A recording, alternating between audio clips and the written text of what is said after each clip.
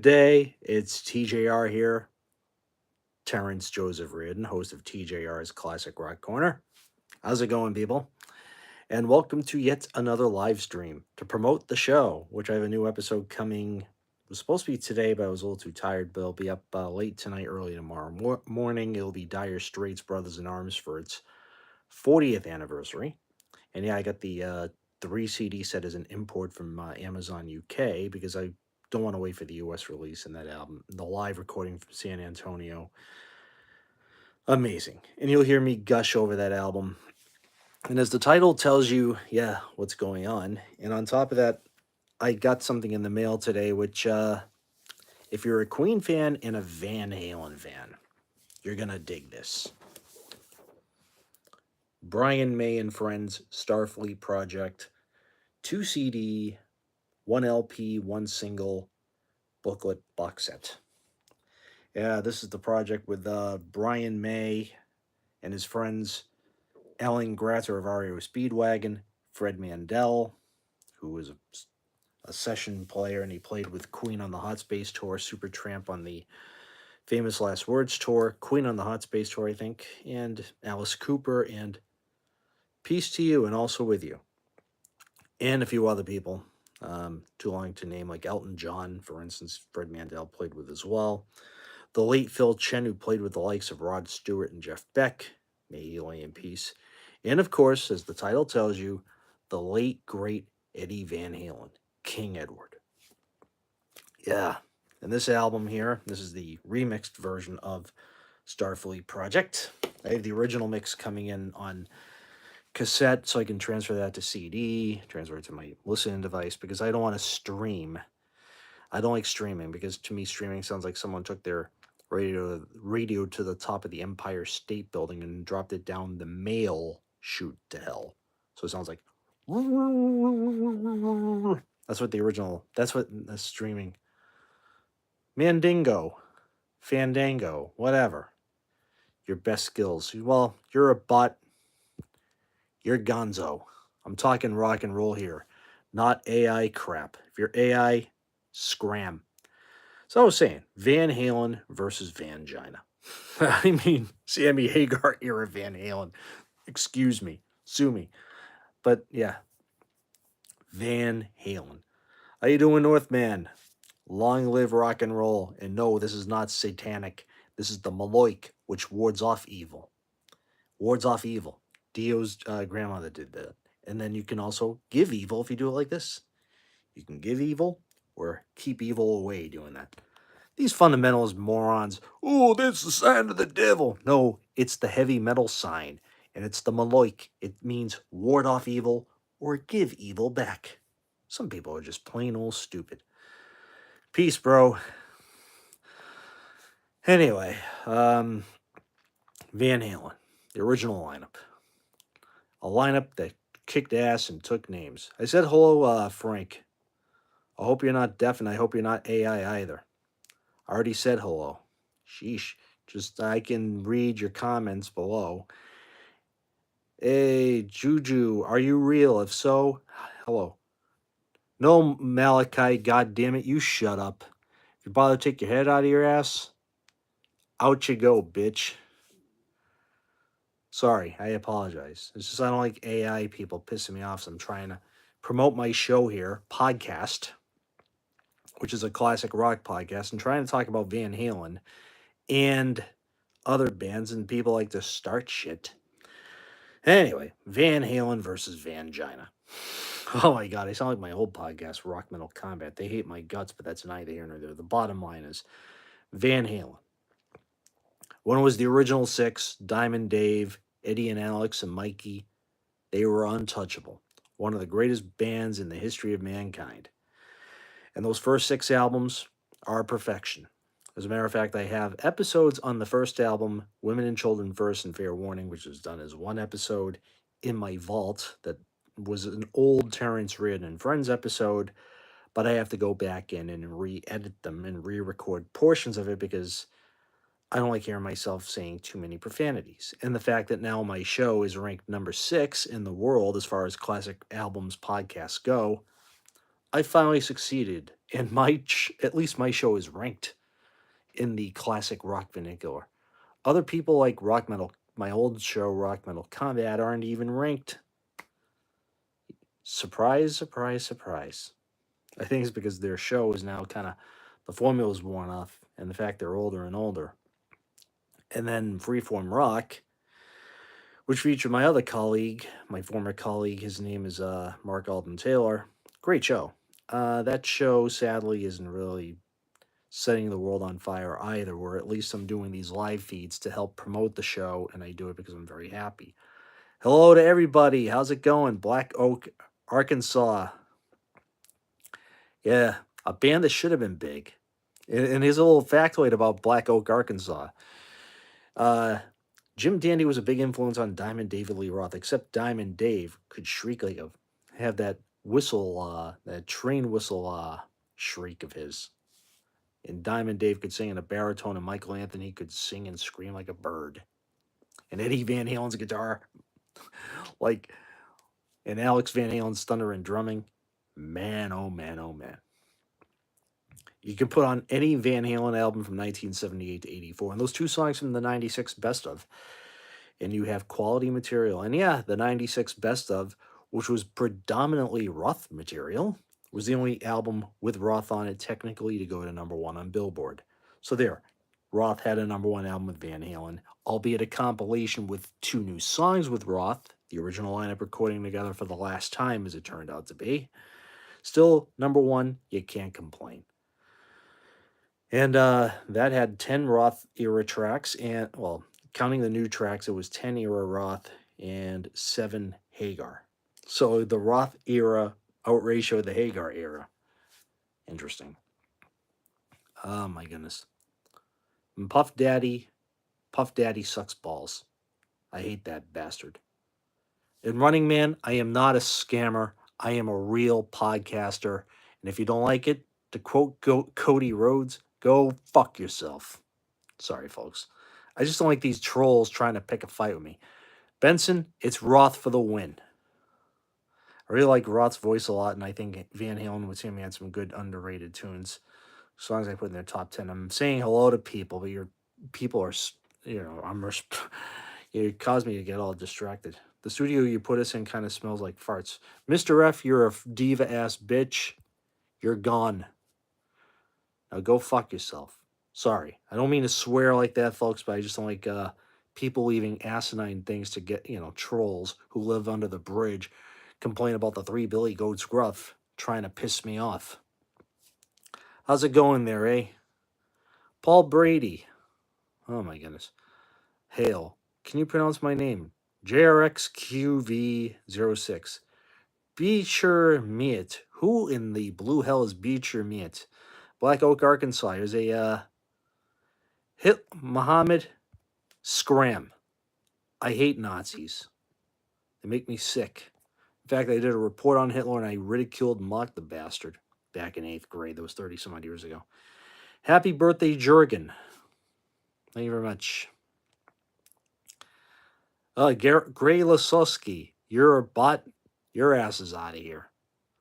Molly Hatchet. The original Molly Hatchet is excellent. How fast can I get kicked out? No, I'm talking about rock and roll. Toward a pounder. What are you? Oh, sheesh. I'm trying to talk about rock and roll here, and these morons are pissing me off. As I was saying before I was so rudely interrupted, Black Oak, Arkansas, ironically opened up for Black Sabbath at Cal Jam 1974. Go to JCM Led Zeppelin stories, and you'll see the complete breakdown of the set. In fact, that band was responsible for launching the career of Tommy Aldridge, the drummer, who would play with Ozzy Osbourne on the Diary of a Madman tour, the ill-fated tour, and on the Bark at the Moon album. And he played with Whitesnake as of 1987, and pretty much has been their drummer off and on since the 87 tour. The Whitesnake 87 tour, and he played on the Slip of the Tongue album, which is phenomenal, with Steve Vai on the guitar. Two guys walking a bar. Okay, I don't see this. Rippin' lips would get. I'm here to give you the N-word pass. You're a fake. Get lost. Leave me alone. If you're going to make fun of my face, leave. If you're AI, Get the hell out of here. Brian White, my man, how's it going? My biggest supporter, Brian White. God bless you, my man. Good to see you, my buddy. Finally get to have some real people on the show here to comment and preach on. The Brothers in Arms episode will be airing late tonight, early tomorrow morning. I just got to put the markers on the chapters. Ashley Weston. Oh, another troll. Go back under the bridge and complain about the 3 Billy Goats gruff. Sati, you sound like a hoser. You knob. How's it going, comrades? I knew how many great bands came out of Jacksonville, Florida, and that's what they mean by Southern Rock. They're all out of Florida except for ZZ Top and Johnny Winter. And Edgar Winter, too. Don't forget him either. Without you, mankind's the blues. Dig Big. I can't grow hair. I lost it. Now I walk around with a bald here and back there. Screw that. I'd rather be bald. And if you don't like it, you son of a bitch, go fuck yourself. Sorry, folks. Some of the songs they wrote on Understand Me were good, but don't get me wrong, but Roth is better. Exactly. I mean, it's just Hagar 5150 sounds very dated now. Listen to that album with the electronic drums and the synthesizers. Pure 80s. OU812, same deal. They should do what Pink Floyd did with A Momentary Lapse of Reason. Re-record the drums and take out some of those with acoustic drums and re-record with and take out as many synthesizers as possible. And it would be more timeless. Because there's a problem with some 80s albums. I mean, OU812 had a lot of synthesizers as well, but there was a lot of but the acoustic drums returned in a big way. And I first started balding when I was 22 years old, believe it or not. It happens. It's called premature baldness. And I started shaving my head because of my older brother in high school, my senior year. And let's see, legalized Dreamfish, Colorado River Road. Sheesh, are you a bot 600 Plant Life? ZZ Top is more hard rock. They kind of had more hard rock, blues rock. Them and, yeah, let's see. Some of my favorite Van Hagar songs would be Summer Nights, which is a deep track. Best of Both Worlds, great track. Reading your list. Right Now, decent. In fact, anything on For Unlawful Carnal Knowledge is great. I'll tell you why. Ted Templeman and Andy Johns were back in the fold, producing and co-producing and engineering. Andy Johns, who worked with Led Zeppelin, Steve Miller, Cinderella, he worked with a lot of great bands. And Ted Templeman, he was the producer on the first 6 albums. So Ted Templeman and Andy Johns, may Andy Johns lay in peace, were responsible for Eddie going back to the guitars, drums, and bass. Peter Tosh, I just cannot get into Pink Floyd in concert early 70s. I salute you, Steven. I wished I was alive in the early 70s back in the day. I was born in 76, so I was just a baby when Wish You Were Here was still on the Billboard album chart initially. No, I don't like guns. They intimidate me. I believe people have the right to possess them. I believe in the Second Amendment, but personally, I just don't like guns. I just don't like them. You know, it's not the gun killing the person, it's the person killing the person. If they're born with a deformed brain, they're going, Paul Brady, you can go to hell, bitch. I'm not internet star, you asshole. I'm a podcaster trying to promote my show. So I have to do what I got to do to get people to subscribe to the show in promotion. And no bad promotion is good promotion. Yeah, early 70s Floyd is GOAT. Yeah. It's madness. Oh my goodness. Self-defense against a handgun user. Well, I don't shoot guns because I'm autistic. Another reason is because I have high-functioning autism and sensory processing disorder, so loud noises causes my ears to start screaming. Anyway, I gotta... Oh my goodness. This is rap, Chinese rap crap. I can't pronounce your name. Get that rap crap out of here. I don't seem smart. Well, I'm autism spectrum disorder, John Smith or Wani Smith, you bitch. To quote Cody Rhodes, you go fuck yourself. I'm Division Bell. That's my second favorite Pink Floyd album after Wish You Were Here. Yes, and I got that the day it came out. That was April 5th, 1994 here in America. And it was the first Pink Floyd album that I helped go to #1 on Billboard. I love that album. And those who say the Division Bell sucks, go listen to my original podcast. Those guys hate anything to do with Pink Floyd after Roger left. And I'm going to leave them nameless, but they know who they are.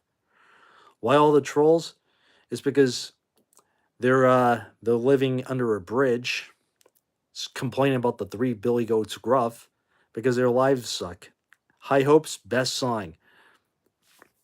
Division Bell is to Floyd what Abbey Road is to the Beatles, what Into the Outdoors to Zeppelin, what Innuendo is to Queen, what Clockwork Angels is to Rush. A perfect way to go out. Because The Endless River, Coda, and Made in Heaven and Let It Be were afterthoughts as far as I'm concerned. Good albums, but... Oh, Paul Canal. Make fun of me, why don't you? Hit the road, Jack, and don't you come back no more, no more, no more, no more, no more. God, I sound like Clint Eastwood in Heartbreak Ridge. Max Webster, yes, Rush Connection. They, if it wasn't for Rush, I wouldn't have heard of Max Webster. In fact, Battle Scar. Bless you, Tommy. You're awesome, man. Battle Scar, the duet between Max Webster and Rush, that was recorded in July 1980 at Phase One Sound in Toronto. Both bands playing together. It was great. Good song from Ray Charles. And also was sung by Mario Van Peebles and very other people in Heartbreak Ridge, a Clint Eastwood movie where he was a drill sergeant. And he didn't scream. He was like, I said fall out now. We Can't Dance is also the Abbey Road of Genesis. You got that right. Flo and Eddie, the Turtles, decent band. It's a shame they were technically seen as a one-hit wonder, but they were more of a cultural bunch of icons than they were musically speaking. And of course, they are forever immortalized by Kiss fans because they introduced Kiss when they played Anaheim Stadium in August 1976. Yeah. Shit, I know they played with Zappa. I'm more of a fan of the later Zappa stuff of the 70s up through, say, You Are What You Is. Because some of the early psychedelic stuff kind of goes over my head like a lead balloon. The Outlaws at least were a southern band with balls, meaning they kicked ass. High Grass and Green Tide, one of the greatest guitar tracks in the history of mankind. Tavistock Institute. I'm a Beatle fanatic, but I'm more a Floyd and Zeppelin fan. Depeche Mode, no, I'm not into bands with drum machines and techno. I'm more guitars, drums, keyboards, bass. Real instruments that you actually have to play. I'm not into some new wave. If the new wave is testicular, that explains it, Brian. Flo and Eddie in 70-71. Musician, of course I am, Huey. Guitarist, drummer, keyboard player, bass player. Best Pink Floyd concert. Oh, so many of them. Earl's Court 73, Hollywood Bowl 72, Hamilton, Ontario 1975, Fort Worth 1977, Boston 1977. I'm biased because I'm from the Bay State, of course. If they had ended the Animals tour in Madison Square Garden, it would have ended on a high note. Maybe we wouldn't have had the wall, but who gives a damn? But, the Montreal show was a disaster for the band. Nassau Coliseum, The Wall, February 27, 1980. The Nassau Coliseum, Gigs from Delicate Sound. And the Division Bell, Night 2 of 3 at Foxborough Stadium, because I was there, May 1994. So yeah, you can tell I'm a huge Pink Floyd fan. I don't play banjo. How you doing, Tommy? Doing great to see you. Is the band Boston very popular since? Yes, of course. Boston is huge. I mean, Boston are an institution on classic rock radio up here in the Northeast. Yeah, you can't turn on a classic rock station without hearing songs from the first two albums anyway. Brian White, I agree with you. Fort Worth 77, Amsterdam 69, which was officially released as The Man on the Journey. and Taft Auditorium 71, which is a great audience recording as well. Rick Emmett is a front man. I actually like Gilmore. It's the two guys, and when they're the two singing. I'm not going on OnlyFans. Britney Spears deserves one because she's a prostitute. Skank.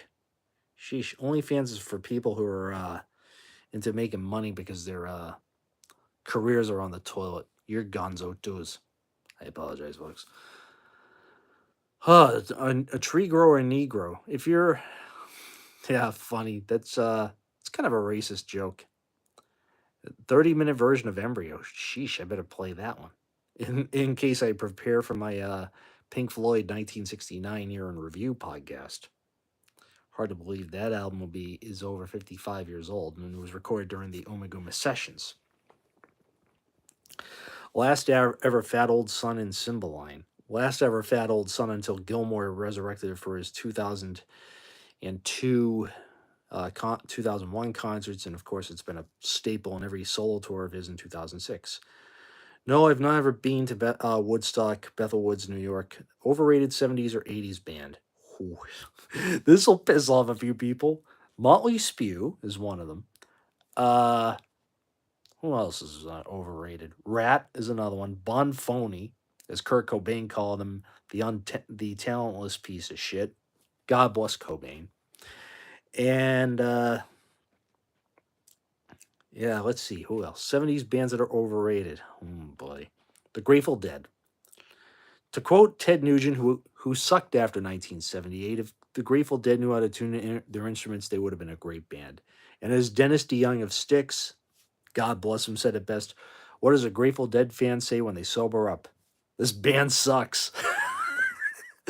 Good old Dennis. And people complain about him being Barry Manilow, but his biggest influence was the Beatles. Because when he saw the Beatles on Ed Sullivan and he heard All My Lovin' for the first time, that sold it for him. And he's a huge fan of Paul McCartney. That's his favorite Beatle, is Sir Paul. And he was like, if Paul McCartney can do that, Styx can do that. If Alice Cooper can do these theatrics, we can do that. So he was thinking rock theater, not Broadway. Which is Gilmore's a great drummer singer. Wish Triumph had never broken up. Thank you. Look for a Triumph episode in the future. I'll be doing probably Allied Forces and Never Surrender as a 2 for the price of 1. And I have something to say about the record label they were with at the time, which is RCA. BOC, some bits of their career I like, some bits I don't like. The guys that I used to work with and used to be associated with, they like BOC more than I do. And when I hear them now, I kind of have PTSD about my former podcast colleagues because it's kind of quasi. I mean, they have some great tunes and some not so great tunes. My favorite album actually is Fire of Unknown Origin, and you can thank the late great Martin Birch for that one. Burning for You, great track, and I also love Veteran of the Psychic Wars, which is in one of my favorite movies, Heavy Metal. Status Quo I never really heard, except they did a cover of John Fogerty's Rockin' All Over the World. Poor man's cover. Yeah, I agree with you, Brian. I really don't have any problem. In fact, that was one of my favorite songs in the Heavy Metal movie. Blue Oyster Cult's Veteran of the Psychic Wars. That movie was great, and its soundtrack was killer. It was one of the few soundtrack albums that kicked ass. Oh, my goodness. Sammy Hagar, Riggs, Devo, Blue Oyster Cult, Cheap Trick, Don Felder. Got a trippy question. If you would send one record to another universe that represents all of mankind, what would that record be? Well, I'll give you a hint. I've been mad for fucking years. Absolutely is. Over the edge for youngst. Working for bands so long I've been crikey. Dark Side of the Moon. Devo rules. Devo were a phenomenal band. They should have been bigger. Their cover of Satisfaction always makes me laugh, and it's hard to believe that they got booed by Genesis fans at Networth 1978. Dire Straits fan, yes, my next episode, Northman, is Brothers in Arms, will be airing later tonight, early tomorrow. Yes, and I have right here, I just got this in the mail a few weeks ago, or a week ago, I should say. The Brothers in Arms 40th Anniversary Edition. This is the import. Not available in the United States yet, so I had to order it from Amazon UK. But it's the Brothers in Arms CD on disc 1, and the Live at San Antonio concert on discs 2 and 3. So you get to hear a full concert from that tour at the pinnacle of their success when the album was number one. And I had to go in and re-record the. I never heard of Happy Mondays. I better give them a whirl. Anyway, I had to re-record the section of Money for Nothing, the rant about the second verse, because of, you know, I went a little overboard swearing when I originally did that. John Lennon needs help. Well, John Lennon's been dead for 4 decades. I still say he was assassinated by our government. And Mark David Chapman was just the fall guy patsy because they questioned people like JFK and RFK and MLK, Jim Morrison and Lennon. Anyone who questioned the powers that be, they got taken out. It's madness. That's how I believe Lennon was taken out by some powers that be, as it were. Sheesh, I sound like Robert De Niro in Casino. But I suspect who did it. So did the powers that be. I mean, that movie kind of had a lot of great scenes, but it was a little too long. Yeah, because Lennon wanted peace in a world, in this world. He wanted everyone to coexist, as did Martin Luther King, RFK Jr., RFK Sr., and JFK. They wanted everyone to coexist, get along. Jimbo. U2 up through, say, Pop, they were great. Once uh, night 2000s, All That You Should Have Left Behind came out, I was done. Pop was a masterpiece. A lot of people don't like it, but I think it was a great record. It was their Hot Space, their equivalent to Hot Space from Queen. They tried something new, and the fans didn't like it. I mean, you two were forgiven with All That You Should Have Left Behind, but unfortunately for Queen, the works didn't do diddly squat. You know, I just, I mean, I come from a military family, so it's like I never wanted to get involved in the political quagmire. But if you're born into a military family, my dad served in the Army for 20, almost a quarter century. It's been retired now for over 2 decades. And did some, top secrets, and did some time in the Pentagon. It's amazing. Tongue Babies, Europa, and Pop is the Weird Trilogy. You got that right. Classic. One of the local DJs up here in New England used to call Achtung Baby Tung Baby. He had to say it like he was hawking a Louis. It was funny. Phil Marlowe. Yeah, Hot Space. I got that simultaneously with A Day at the Races on cassette tape. And I took a gamble because of Under Pressure and the fact I heard Las Palabras de Amor on the Magic Years documentary when VH1 aired it. And I was surprised about that record. First half took me by surprise. It was all drum machines. Back Chat and Dancer are my favorite songs on side one, by the way. Dancer sounded like a cross between Jukebox Hero and a Led Zeppelin riff. Well, Brian May wrote it, of course. And Back Chat I always loved. The Good Shepherd, no. Nunez, I am the youngest of 8. I don't have a younger sister. I have a lot of female friends, but I keep their identities top secret because it's nobody's business but mine. But I am attracted to women. A lot of women. But I don't brag about my conquests, unlike certain people. Rory Gallagher, very underappreciated guitarist. I mean, I went and listened to some of his tunes. I was like, he should have been ranked up there with the likes of Hendrix and May and Page and Van Halen and Moore and Gilmore and all those guys. Man, I should check that out. Muhammad, I really don't want to get cute girlfriends. Nunez, unfortunately, I can't. If you're not going to talk about music, you remember your first band poster you got as a teenager you hung up in your room? Oh, that's easy. That was The Who, The Kids Are Alright tour 1989. The members of The Who, Pete Townsend, Roger Daltrey, and John Entwistle in 1989, sleeping and using the American flag as a blanket. Yeah, I mean, and then my second one, I think, was the Peace of Mind album sleeve. My sister gave me a Kiss poster. Justin Hayward of the Moody Blues. Did an episode on Days of Future Past, and I will be doing Long Distance Voyager in the future because that was the album that saved their ass. People can rewrite the history and say, oh, Patrick Moraz was not a full member of Moody Blues. Biggest bunch of BS I heard in my life because Patrick Moraz was credited as a full member on those albums and he was pictured with the band. If he was a guest musician, would have said featuring Patrick Moraz on keyboards. But no, he was credited with the other four guys. Patrick Moraz. He was the man that brought the Moody Blues to the promised land again. You saw The Who at one of their final tours. I saw them on 5 tours between 1989 and 2012. Foxborough Stadium in July of 89. Awesome channel. I have no comment because I don't want to get in trouble. But anyway, The Who in 89. The Who in 89. Again in 97. 2002 with Robert Plant opening up. 2006. Endless Wire Tour in 2012. Quadrophenia and more. Joe Dragon. What was the first? My first concert was The Who. The first album I ever bought when I was a young kid. When I was 9 years old, it was The Grand Illusion by Styx on a cassette tape in March 1985.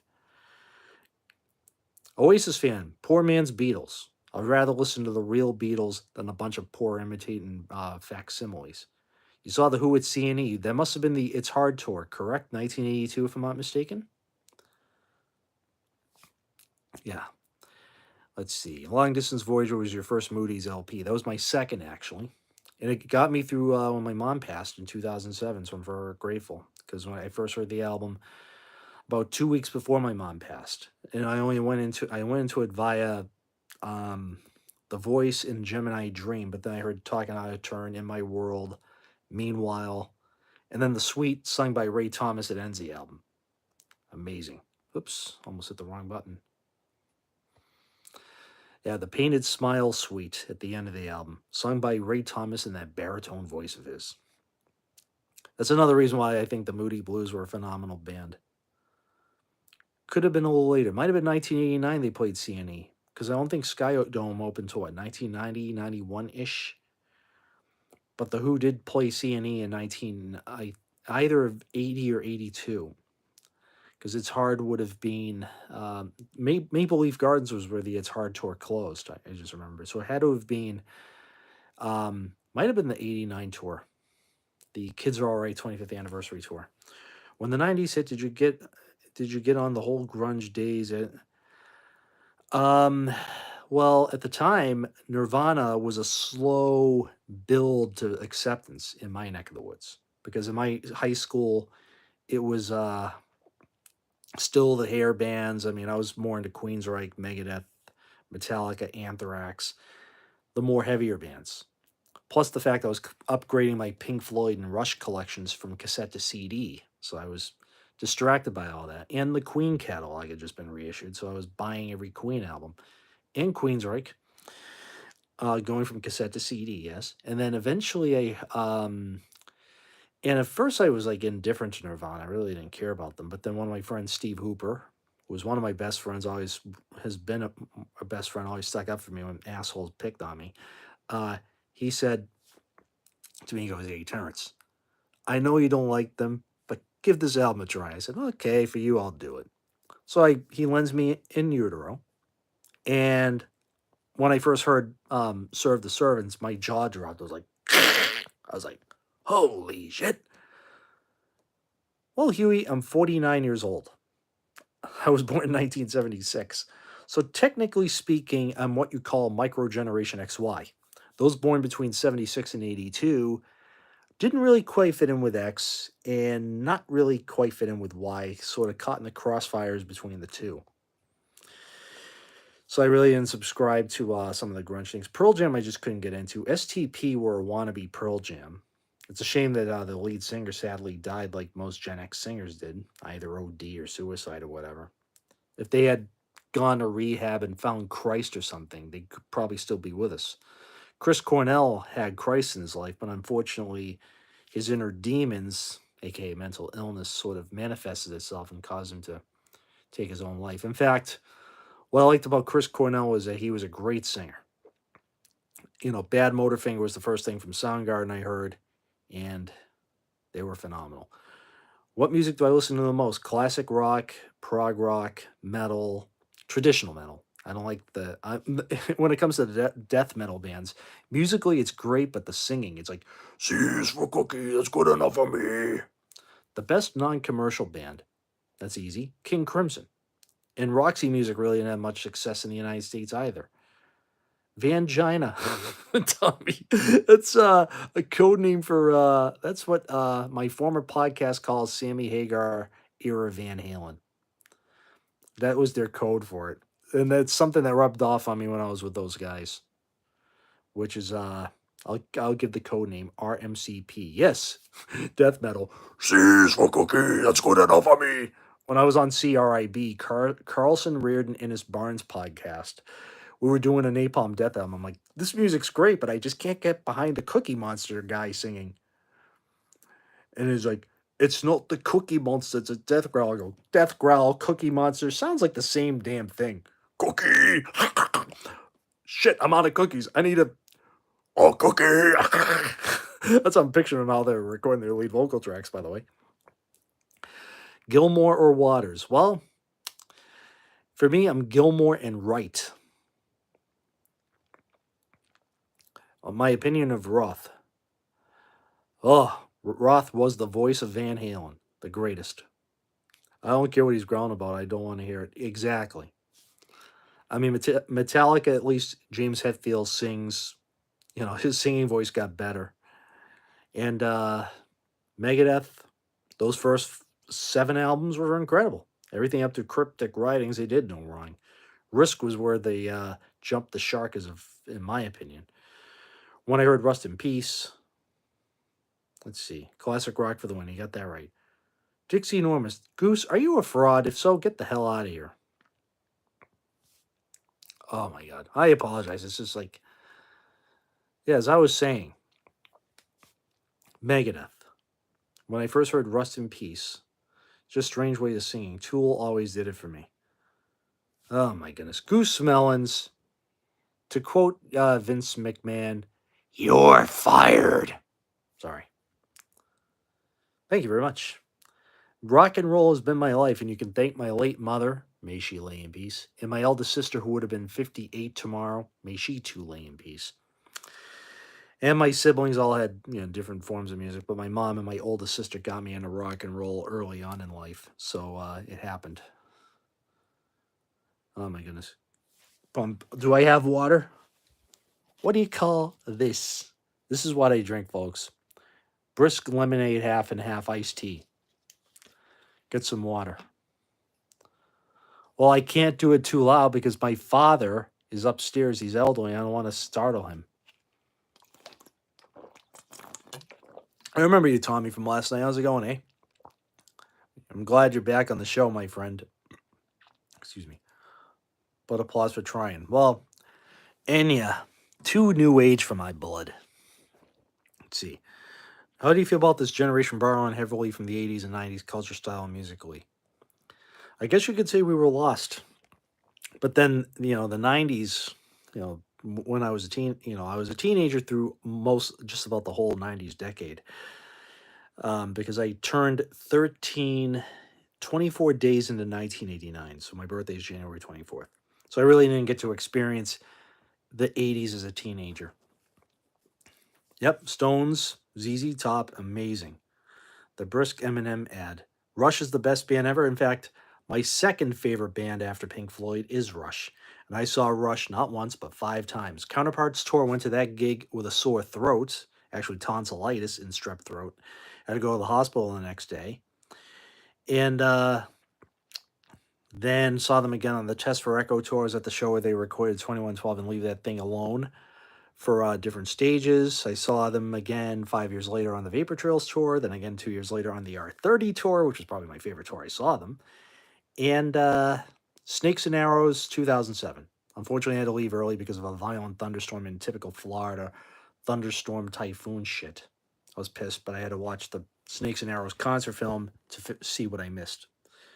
Mother Nature had other plans. I had to work at the record store the next morning anyway.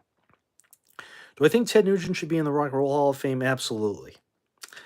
For those first three albums in Double Live Gonzo alone, yes. To quote JCM Led Zeppelin stories, the, he didn't do anything good after 1978, except for Nugent 1982 and Spirit of the Wild 1995, because Derek St. Holmes was back.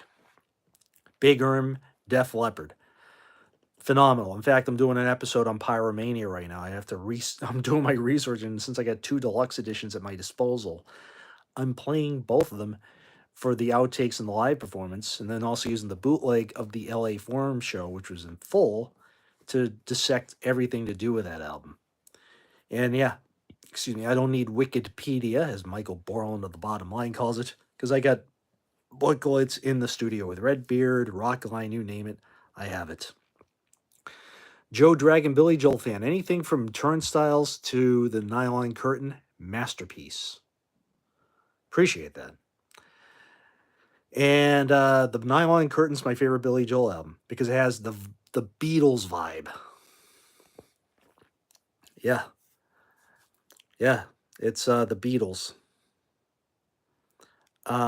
Gary Newman's okay. He's a great talented keyboard player. Cars was a great track. I never dug deep into his music, but if Atco Records had promoted him properly, he was competing at the time with Pete Townshend's Empty Glass album and Blackfoot, who were still pretty untouchable in those days. His career kind of got lost in the shuffle. Billy Joel, I'll be doing an episode on either Glass Houses or the Nylon Curtain. I'll just do both of them, both because both are my favorite albums by him. And yeah, Laura kind of gave me John Lennon vibes. A Room of Our Own, Sounds Like Another Girl, or the I Don't Want Presents, that song. She's a Woman. And let's see. Scandinavian Skies reminds me of Magical Mystery Tour, Sgt. Pepper era Beatles. Sound of Silence, the original from Paul Simon, yes. And Rush quoted from that. For the words of the prophets were written on the studio wall in concert hall. And echoes with the sound of salesmen. Of salesmen. Of salesmen. Hey, Team Red, how's it going, eh? Oh my goodness. ZZ Top, phenomenal band. I'm just getting bombarded here. The Beach Boys were a phenomenal band. Yeah, I agree. Billy Joel over Elton John. Elton John's last great album for many years was Captain Fantastic. And then he won me back over in 1983 with Too Low for Zero because his original classic band was back for the first time in 8 years on an album. And Chris Thomas was the shot in the arm producer he needed. And Chris Thomas produced mixed Dark Side of the Moon. He worked on the White Album by the Beatles, Roxy Music, Pete Townsend, The Pretenders. He worked with everybody. Chris Thomas is one of my favorite producers. Bowie fan, yes. Favorite albums are Station to Station, Low, Heroes, Let's Dance. Never saw John Stamos as a musician, to be perfectly honest with you, so I can't give you a reasonable answer on that one. Steely Dan aren't bad. They've made a lot of great records. Duran Duran, the first three albums they did no wrong. Loved them until my stupid 8-year-old self heard Bark of the Moon by Ozzy Osbourne for the first time and took his konnichiwa, good evening. Anyways, as I was saying, I took my Seven of the Ragged Tiger cassette when I was 8 years old. 7 going on 8 years old, threw it up in the air after hearing Bark of the Moon by Ozzy Osbourne, and it scrambled my brain, and I smashed the tape, and I didn't listen to Duran Duran for 2 decades after that. Then I bought Rio on CD, the remaster in 2003, and Rio was a great record. Favorite movie soundtrack? Who? Not done by a band in full. Oh, that's easy. Heavy Metal. The animated film from 81. Sammy Hagar, Devo, Blue Oyster Cult, Cheap Trick, Don Felder, Donald Fagen as Steely Dan, Nazareth, Journey, Grand Funk Railroad's Reunion, which was Mark, Don, and Dennis, Mark Farner, Don Brewer, and Dennis Bellinger. Who else was on there? Black Sabbath with Dio, Mob Rules, the first version of it before they re-recorded for the album of the same name, Trust, and Stevie Nicks' Blue Lamp, which was recorded for Belladonna but was scrapped from the final product. Andy Newmark on drums. Connection to Roxy Music and Pink Floyd. He played on the final cut, and Roger Waters' Pros and Cons, and many of David Gilmour's solo albums. And Davy Johnstone was in Elton John's band. He played the guitar in that track. Unfortunately, I was too young to have the poster. I got the soundtrack in '95 on cassette tape when it was pretty hard to find. I found it used and I played the shit out of it. Shaka Khan, I Feel For You. It was that was an album that my brothers owned. I didn't dig it at the time because I was more into, heavy guitars and guitar solos, major Styx fan here as well. I side more with Dennis DeYoung and the John Panazzo than I do the others. Tragically Hip, never heard of them. Never sat down and listened to their music start to finish. I should give it a whirl. Stone Roses, same thing. Karen Rhodes, Mr. Clean, Mr. Clean. Karen, Hike Ski. James, I heard the name, but never heard their music. Because I was working at an independent record store, and I used to get in a rouse in Quincy over some of the bands. And they played these following to the breaking point. I never want to heard them again. Canadian Royalty. Which one? Tragically Hip or James? Because my favorite Canadian bands are Rush, Triumph, Saga, Loverboy up through 1987's Wild Side, Brian Adams up until he became a wussed out, Tragically Hip. Okay, I better give them a whirl. It's just I was pretty much listening to hard rock things from Canada. Triumph. At least it's not Nickelback. Rick Emmett, one of the most unsung hero guitar players. Gilmore, phenomenal drummer. Voivod, they did a brilliant cover of Astronomy Domine. Yeah, Voivod. Voivod, it's Voivod, Voivod. Sorry to correct you, but man, oh man. You can tell I know my rock music history, and no, I don't need Wikipedia to help me either. I sound like Michael Borland of the Bottom Line. Wikipedia. God, I hate Wikipedia. That site, they have harder songs, but lean towards like blues rock, dramatic song. Yeah, I bet I can name a specific place you have never even visited. Kevin, one place I wanted to go to, but travel's impossible now. London, England, to see all the Pink Floyd uh, landmarks. Abbey Road Studios would be easy. Astoria would be pretty easy if I have to take a boat to take a photo of it. Wick the pee out of you. That's funny, dude. Oh my goodness. Let's see. Unfortunately, they knocked down Earl's Court Arena. I would have loved to have seen that place. The old Wembley Stadium. Any bands outside of rock that you enjoy? Let's see. I'm a fan of some classical music. Mozart, Bach, Beethoven, Rachmaninoff. And that's where rock and roll's roots really began, was classical music. I can listen to symphony orchestras and it just moves me to the breaking point. And I get into pissing contests with people about, oh, rock started from the blues. I go, no. It started in classical music. You can hear, the classical guys were the original rock and rollers. Playing the Devil's Third. Lil Uzi, never heard of that band either. Good evening. Gilmore should hook up with Getty and Alex. That would be ideal. That would be something great to see. Because I'm not a fan of Envy of One. Alex Lifeson's solo projects I really didn't like. I tried. Adam and the Ants. Decent band. Friend or Foe is still my favorite Adam Ant album. My oldest sister had it on vinyl. Goody Two Shoes, The Ballad of Marco, which is the instrumental that closed that album. Oh my goodness. Yeah, right. I have to look at this. Hit the Pentagon? What are you talking about? Sheesh. Anyway, I'm trying to talk music here, not get into conspiracy theory, Alex Jones type things to lose my blood here, as I'm talking music here. Adam and the Ants, and then Strip featured Phil Collins on that album. In fact, he co-produced the title track and played the drums on the damn thing. Saul Bimson. You're gone, asshole. Pardon my language. Yeah. Anyway, Strip. That track ruled. Especially with Phil Collins playing the Buggles. Here's an interesting one. They morphed into Yes, replacing John Anderson and Rick Wakeman, respectively. Trevor Horn and Jeff Downs. And they created one of Yes's best albums, Drama. Sadly, Americans didn't like the album, I think it's one of the best things they did.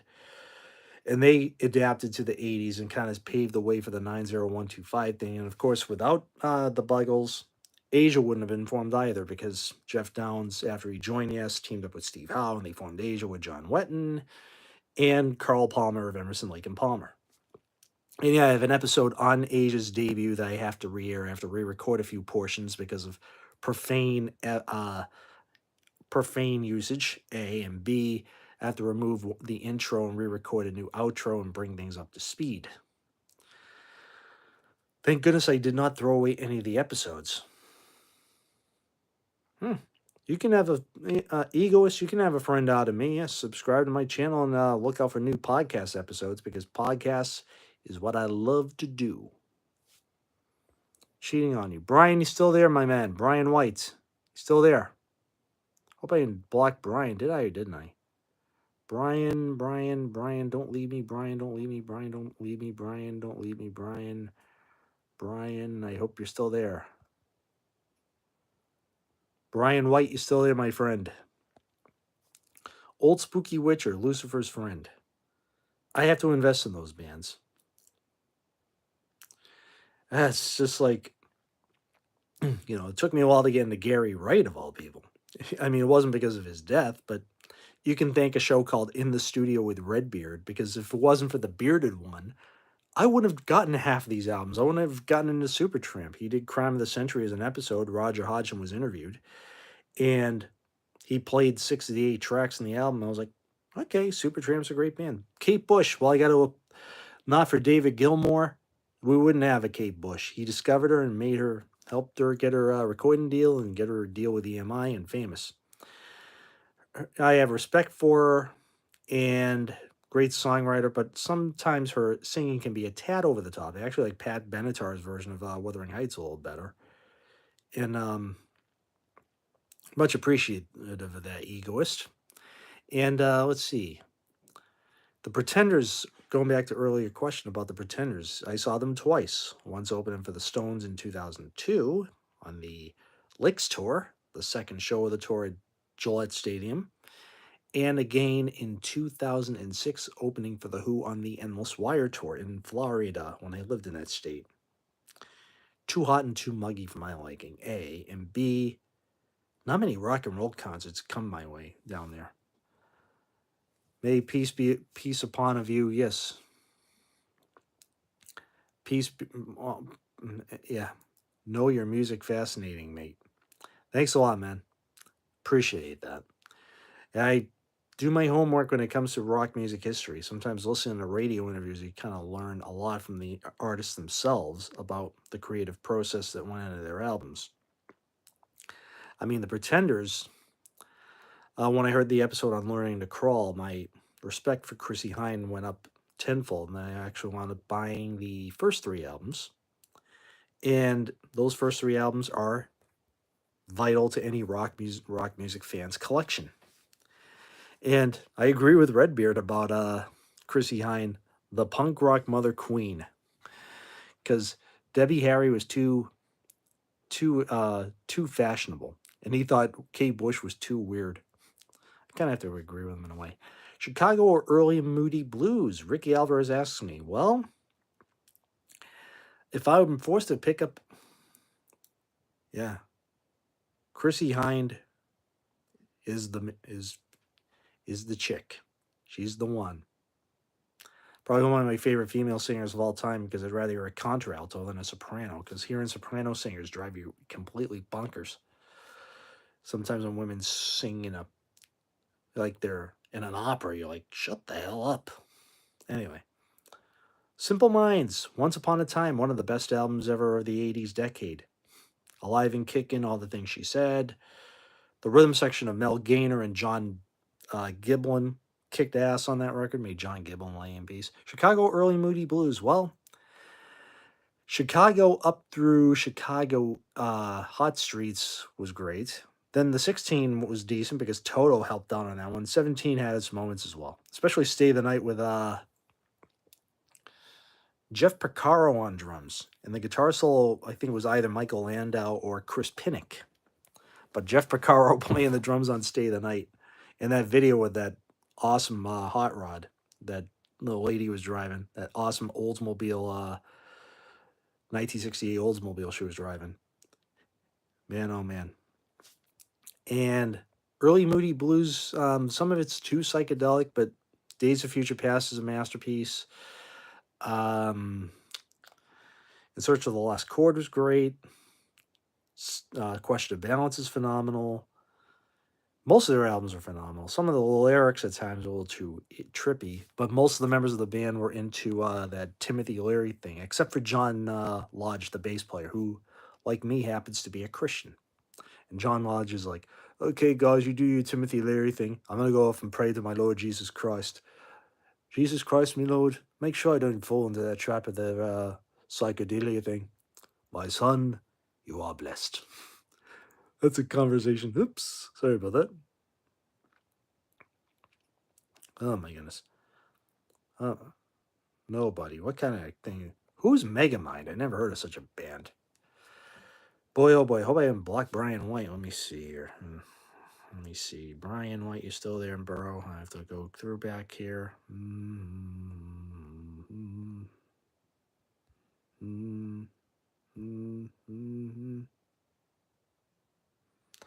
Oh, good. He hasn't been blocked. Thank goodness. I thought he panicked. Aiden Hughes. Excellent. The Dire Straits episode should be airing later tonight, early tomorrow.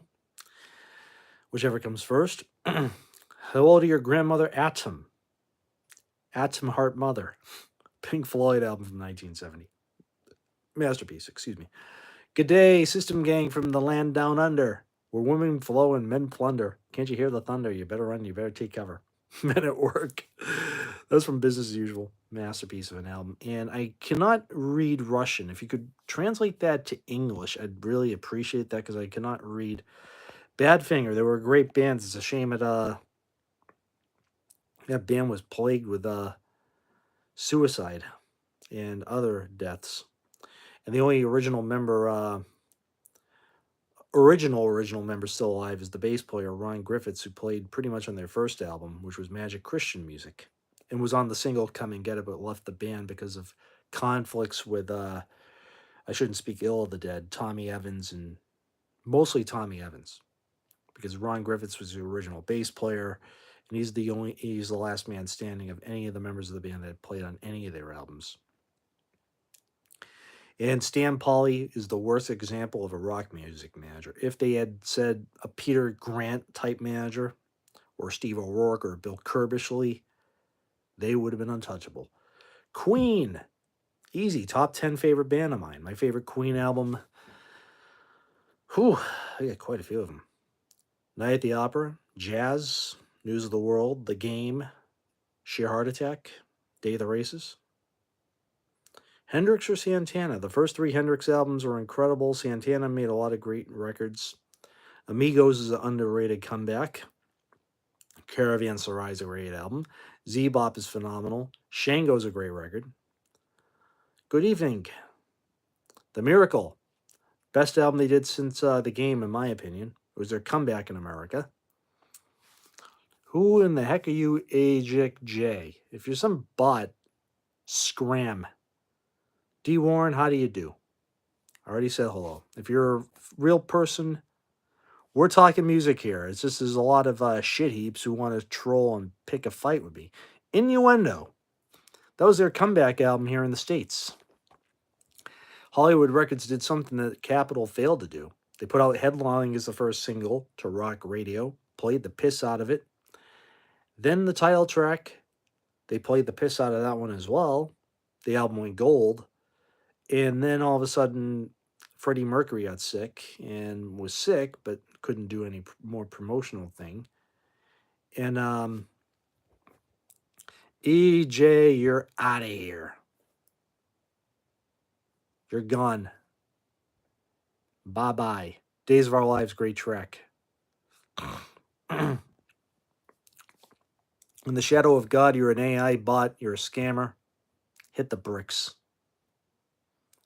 Because I don't trust Ramones of the Clash. The first four Ramones albums are masterpieces. The Clash, so-so. I can see why the Who fans booed them because yeah, the Ramones, the Clash opened for the Who, and they were not well treated in some areas. Combat rock, Luna Galaxy. If you're a rock music fan, you've come to the right place. If you're an AI bot, get the hell out of here. Trying to answer questions on classic rock, and it's so damn difficult. Rammstein. Musically, they're good. The singing, I have a hard time understanding what they're saying because it's not in the language that I speak. And my favorite band from the Scorpions is my favorite band from Germany is the Scorpions, and they had to learn English from listening to Elvis records. God bless them. RJ70. I love your profile photo, by the way. Is there anybody out there? The Wall Live album, classic. Zach Starkey situation. It was wrong for them to kick him out. I saw Zach with the Who 4 of the 5 times I saw them, and Zach was the MVP. Roger Daltrey screwed up big time, and he came in early on the song is over when they played at Royal Albert Hall. It wasn't Zach's fault. It's Roger's fault. It's Roger's fault that he had to play electronic drums. Let's see. And Ricky Alvarez is asking me about Gimme Shelter or Rock and Roll Circus. Gimme Shelter. Brothers and sisters, just cool out. Oh my goodness. Oh my goodness. Grew up around AC/DC, went to Rammstein, then Metallica, now Slipknot. Sheesh. And if LA, if you're picking a fight with me, you're picking on the wrong guy because I have military training via my father, taught me how to handle scumbags like you. And if you're going to make fun of me, get your ass out of here now. Thank you very much. Sorry, folks. I'm trying to tell off these morons who want to make fun of my face. It's not my fault that I went bald. Okay, LA, go back to your little protest thing, you little douchebag bitch. Sorry, folks, I apologize, but I try not to curse. But Jim Carroll Band, I heard the name, but I should give their music a whirl on YouTube. I've heard the name, but I never really invested in their music. KLF, that's techno stuff. 3 a.m. was their big hit, I think, in the early 90s. They only had like one hit in the 90s. 3 a.m., The White Room, whatever. 3 a.m. Oh my goodness. It was hard to not hear that when you went to school dances. I went just to get the fuck out of the house. Is Nickelback rock or is it metal?